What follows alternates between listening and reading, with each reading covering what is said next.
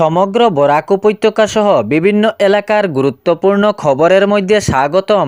আজ হলো 4 এপ্রিল 20 চৈত্র শনিবার। আজকের প্রথম খবরটি হলো নির্বাচন কমিশনের গাইডলাইন অনুসারে যাহাতে রাজ্যের কোনো ভোটার উনাদের ভোট গ্রহণ থেকে বঞ্চিত না হন, এ নিয়ে কাজ চলছে দ্রুত গতিতে।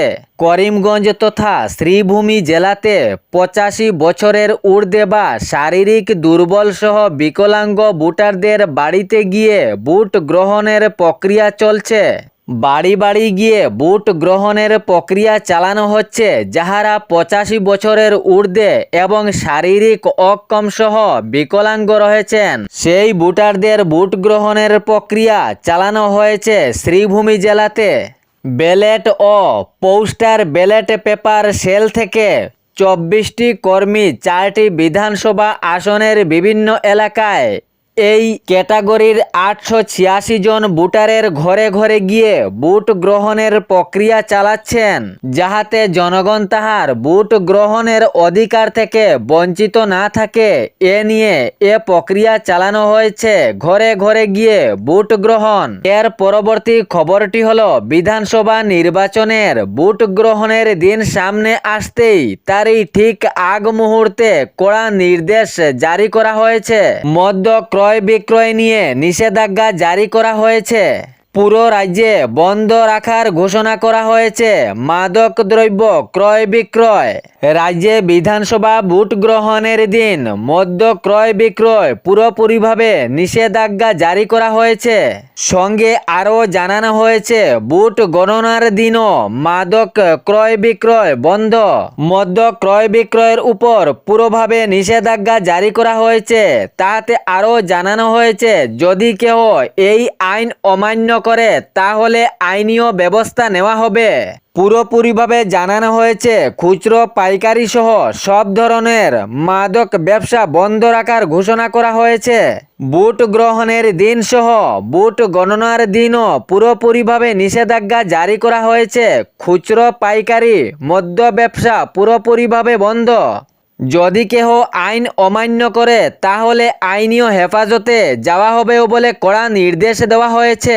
এর পরবর্তী খবরটি হলো বিধানসভার ঠিক আগ মুহূর্তে বরাক উপত্যকায় আসলেন মুখ্যমন্ত্রী ডক্টর হিমন্ত বিশ্ব শর্মা।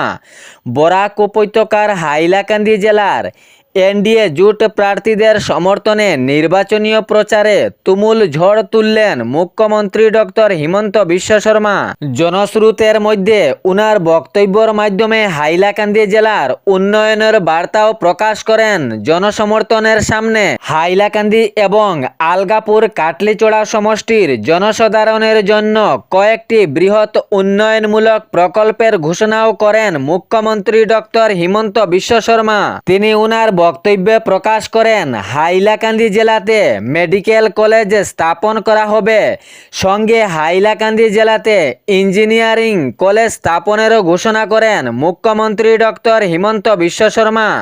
হাইলাকান্দি জেলাতে ইউনিভার্সিটি স্থাপনেরও ঘোষণা করেন তিনি। এই জনস্রোতের মঞ্চ থেকে তিনি আরও কিছু গুরুত্বপূর্ণ উন্নয়নমূলক বার্তা দেন জনগণের সামনে। তিনি উনার বক্তব্যে জানিয়েছেন ভূমিহীন মানুষদেরকে ভূমির পাট্টাও প্রদান করা হবে। হাইলাকান্দি রতনপুর রোড সিরাজপট্টি রেলওয়ে ওভারব্রিজেরও ঘোষণা করলেন মুখ্যমন্ত্রী।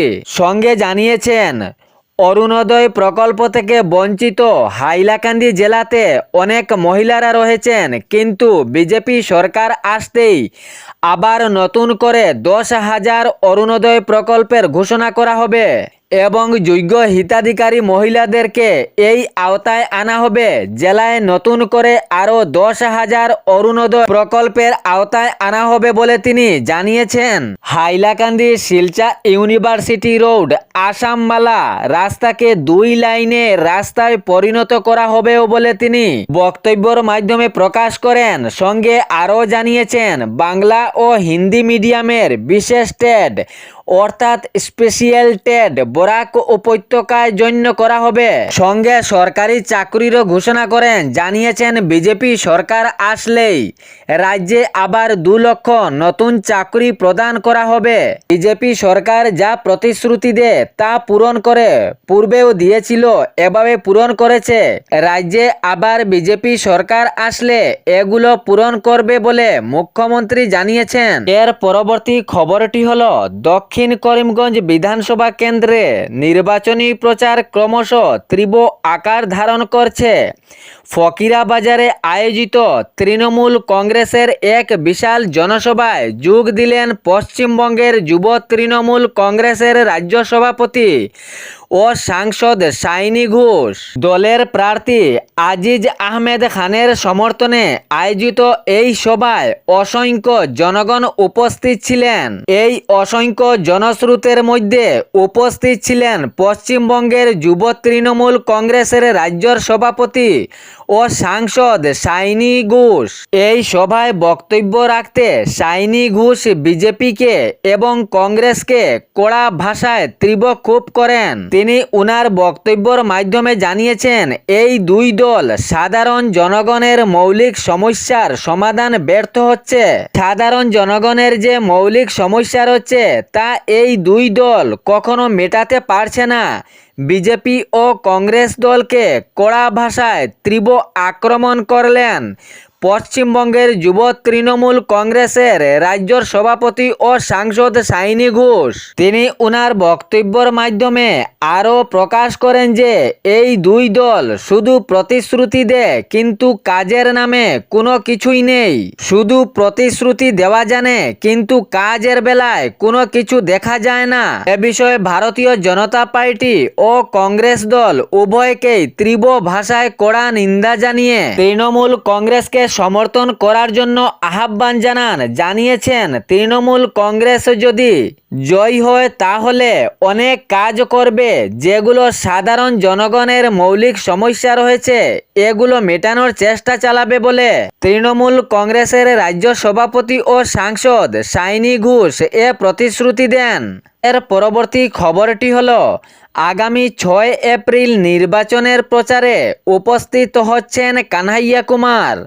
বরাক উপত্যকার হাইলাকান্দি জেলার আলগাপুর কাটলিচড়া সমষ্টির শাহাবাদ বাজার এলাকায় উনার আগমন। আলগাপুর কাটলিচড়া সমষ্টির কংগ্রেস প্রার্থী জুবাইর আনাম উনার ফেসবুক মাধ্যমে এই বার্তা দিয়েছেন। তিনি জানিয়েছেন, আগামী 6 এপ্রিল নির্বাচনীয় প্রচারে উপস্থিত হচ্ছেন 4টার সময় শাহাবাদ বাজারে।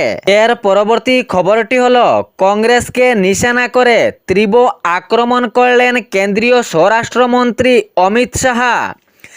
গত শুক্রবার গোয়ালপাড়ায় এক জনসভায় উপস্থিত হয়ে অভিযোগ করেন, কংগ্রেসের শাসনকালে রাজ্যটি অনুপ্রবেশকারীদের হাতুড়িঘরে পরিণত হয়েছিল।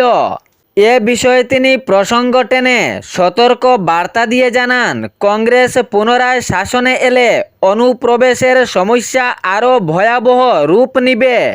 আদিবাসী অঞ্চলগুলিতে অনুপ্রবেশকারীর কবলেও আসবে বলে তিনি উনার বক্তব্যের মাধ্যমে প্রকাশ করেন।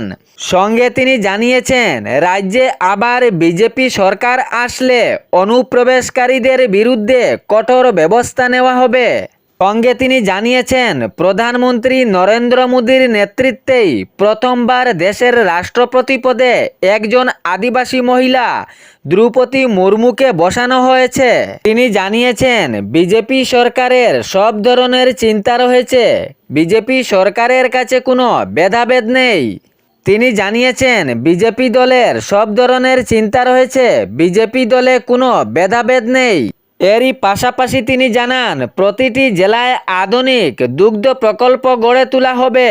প্রতিটি আদিবাসী পরিবারকে একটি করে গরু এবং একটি করে মহিষ দেওয়া হবে বলে তিনি বক্তব্যের মাধ্যমে প্রকাশ করেন। বিধানসভা নির্বাচনের ঠিক আগ মুহূর্তে এ প্রতিশ্রুতি দিলেন কেন্দ্রীয় স্বরাষ্ট্রমন্ত্রী অমিত শাহ। এ ছিল বরাক উপত্যকা সহ বিভিন্ন এলাকার গুরুত্বপূর্ণ খবর। এরকম নিত্য নতুন খবর পাওয়ার জন্য চ্যানেলটি সাবস্ক্রাইব করে রাখবেন এবং ভিডিওটি লাইক করে শেয়ার করতে ভুলবেন না, যাতে সঠিক সংবাদগুলো অন্যজনের কাছে পৌঁছায়। ধন্যবাদ।